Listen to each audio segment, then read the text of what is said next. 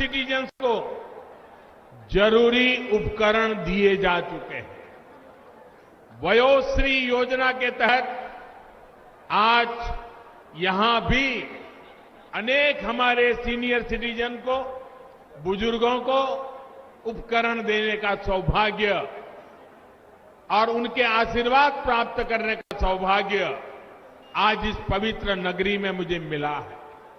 भाई और बहनों, 60 वर्ष की आयु के बाद बुजुर्गों को एक निश्चित राशि पर एक निश्चित ब्याज मिले, उनका निवेश सुरक्षित रहे, इसके लिए हमारी सरकार ने प्रधानमंत्री वय वंदना योजना भी शुरू की थी। इसका मकसद यही था कि अगर बाजार में ब्याज दरें कम हो जाए तो इसका प्रभाव उन पर कम से कम पड़े। आप में से अनेक लोग ये जानते हैं कि मासिक पेंशन का विकल्प चुनने पर वरिष्ठ नागरिकों को इस स्कीम में 10 साल तक एक तय दर से गारंटी शुदा पेंशन मिलती है। मैं आज यहां पर एक और बात भी आपको बताना चाहूंगा।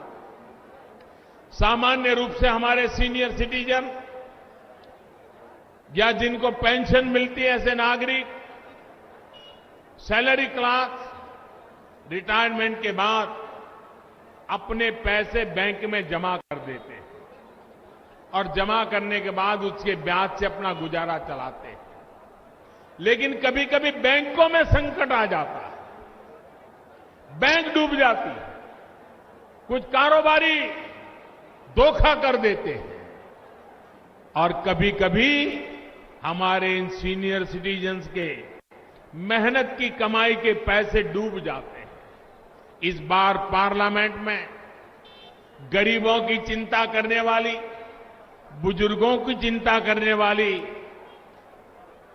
सीमित आय में जीवन गुजारने करने वाले मेरे देश के भाइयों बहनों के लिए हमने एक बहुत बड़ा कदम उठाया है। इस देश का दुर्भाग्य है कि बहुत लोग ऐसी बातों की चर्चा न हो इसके लिए बड़े सजग रहते हैं। इतना बड़ा निर्णय किया है जिसकी मांग सालों से होती थी। पहले अगर बैंक में आपके 10 लाख रुपए हैं, 2 लाख रुपए हैं, 3 लाख रुपए हैं, 5 लाख रुपए हैं, अगर बैंक डूब गई तो आपको 1 लाख रुपए से ज्यादा कुछ भी नहीं मिलता था।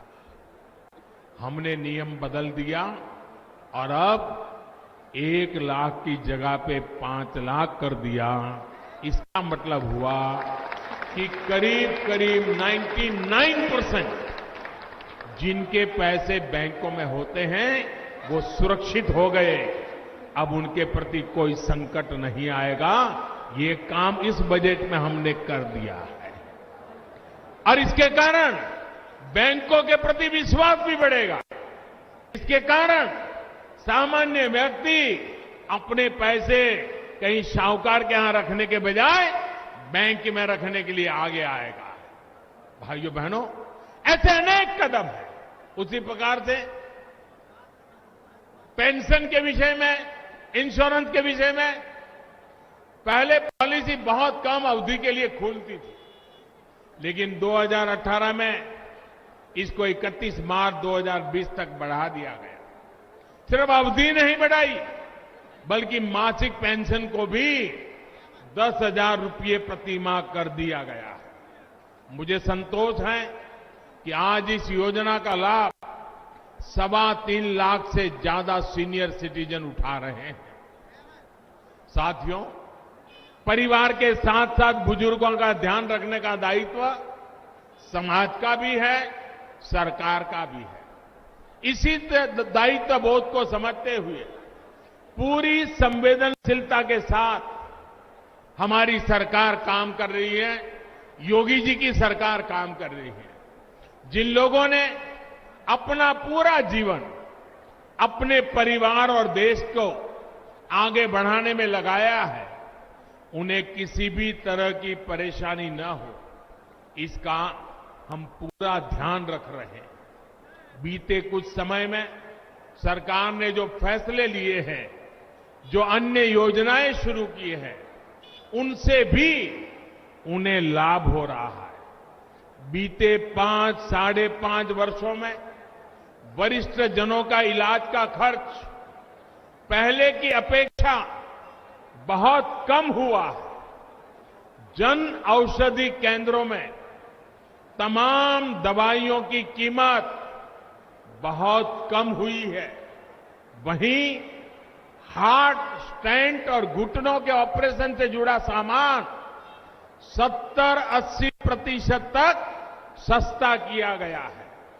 सीनियर सिटीजन्स को टैक्स से लेकर दूसरे निवेश तक में हर संभव सुविधाएं दी जा रही है। इतना ही नहीं, देश के इतिहास में पहली बार करीब करीब हर गरीब के लिए 60 वर्ष की आयु के बाद पेंशन योजना का प्रावधान किया गया है। देश के असंगठित क्षेत्र के करोड़ों श्रमिक हो या फिर मेरे किसान, मेरे खेत मजदूर, मेरे छोटे व्यापारी हो या छोटे दुकानदार, सभी के लिए सरकार ने अलग अलग पेंशन योजनाएं शुरू की हैं। इसका बहुत बड़ा लाभ गरीबों को 60 वर्ष की आयु होने के बाद भी मिलेगा। साथियों, आयुष्मान भारत योजना के तहत 5 लाख रुपए तक के मुफ्त इलाज की सुविधा हो या फिर बीमा योजनाएं, उनका भी लाभ गरीबों को, दिव्यांगजनों को, सीनियर सिटीजन्स को अलग से हो रहा है। गरीब से गरीब देशवासी भी बीमा की सुविधा से जुड़े, इसके लिए 2-2 लाख रुपए के बीमा की 2 योजनाएं चल रही है। प्रधानमंत्री सुरक्षा बीमा योजना के तहत 1 रुपया प्रति महीना, यानी महीना का सिर्फ 1 रुपया, और प्रधानमंत्री जीवन ज्योति योजना के तहत 1 दिन का 90 पैसा, उतने कम प्रीमियम उनका इंश्योरेंस निकाला जा रहा है। अभी तक 24 करोड़ से ज्यादा हमारे साथी इन दोनों योजनाओं से जुड़ चुके हैं और मुश्किल समय में उन्हें 4,000 करोड़ रुपए से अधिक का क्लेम भी इन परिवारों तक पहुंच चुका है। साथियों, आपसे बात करते हुए शुरुआत में मैंने एक श्लोक का जिक्र किया था, जिसमें शासन के दायित्वों की बात की थी। उसी मंत्र का आखिरी हिस्सा है, लोकाः समस्ता, लोकाः समस्ता सुखिनो भवन्तु, यानी जगत के अंदर समाज के हर वर्ग, हर नागरिक, हर कोई सुखी हो। इसी कामना के साथ मैं फिर एक बार सभी सीनियर सिटीजन को प्रणाम करते हुए, सभी दिव्यांग जनों के संकल्प शक्ति को नमन करते हुए, इस महान पवित्र अवसर को, मेरे लिए ये दिव्यांग जनों का कुंभ भी बहुत पवित्र है, सेवा भाव से भरा हुआ है। इस अवसर पर मैं भारत सरकार के इस विभाग को भी, राज्य सरकार के प्रयासों को भी बहुत ही गौरवपूर्ण रूप से याद करते हुए, आप सबको नमन करते हुए, अनेक अनेक शुभकामनाएं देते हुए मेरी बात को समाप्त करता हूं। बहुत बहुत धन्यवाद। मेरे साथ पूरी ताकत से बोले, भारत माता की, भारत माता की, भारत माता की। बहुत बहुत धन्यवाद। हम सबका नमन माननीय प्रधानमंत्री जी को, उनकी संवेदनशीलता को, दिव्यांगजनों के प्रति उनके लगाव को, वरिष्ठ नागरिकों के प्रति उनके सम्मान को। तो आज प्रधानमंत्री नरेंद्र मोदी को आपने सुना, प्रयागराज पहुंच चुके। आज उन्होंने कहा कि देश में 2.5 करोड़ दिव्यांगजन और सभी के लिए हमारी सरकार हमेशा तत्पर रही है। देश में 10 करोड़ बुजुर्गों की संख्या है, हमने सभी का ध्यान रखा है, वरिष्ठ नागरिकों का भी